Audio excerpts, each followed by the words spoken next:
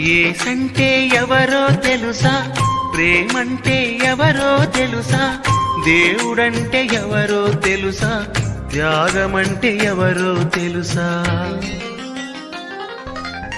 తెలుసుకో తెలుసుకో నేస్తమా. ప్రభు అయిన యేసుక్రీస్తు అతి శ్రేష్టమైన నామంలో మీకందరికీ వందనములు. పరిశుద్ధ గ్రంథమైన బైబిల్ నందు యోహాను సువార్త 12వ అధ్యాయం 36వ వచనంలో మనమీలాగున చదువుచున్నాం. మీరు వెలుగు సంబంధులగునట్లు మీకు వెలుగుండగనే వెలుగునందు విశ్వాసముంచుడని వారితో చెప్పాను. వెలుగు ఏమిటి? పరిశుద్ధ గ్రంథమైన బైబిల్ నందు ఎఫెసీ పత్రిక 5వ అధ్యాయం 13వ వచనంలో మనం ఇలాగున చదువుచున్నాం. సమస్తమును ఖండించి ప్రత్యక్షపరుచున్నదియే వెలుగు. వ్యర్థమైన మాటల వలన ఎవడునూ మిమ్మును మోసపరచనీయకుడి. పాపి అయిన మనుష్యుడు క్రీస్తు యొక్కయు దేవుని యొక్కయు రాజ్యమునకు హక్కుదారుడు కాడు.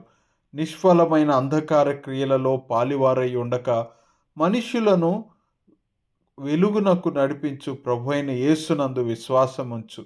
యేసు ప్రభువును ప్రభువుగాను రక్షకునిగాను స్వీకరించు.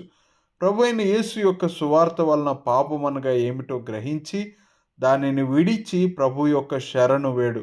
ప్రభు అయిన యేసుని ఎవరు అంగీకరిస్తారో వారు వెలుగు కుమారులని పిలువబడతారు. ఎందుకనగా క్రీస్తు మిమ్మును ప్రేమించి పరిమళ వాసనగా ఉండుటకు మన కొరకు తాను దేవునికి అర్పణముగాను బలిగాను అప్పగించుకొనెను.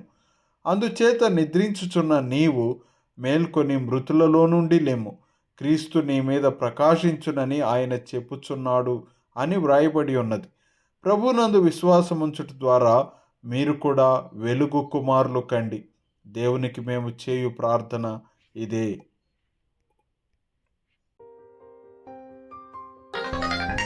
తెలుసుకో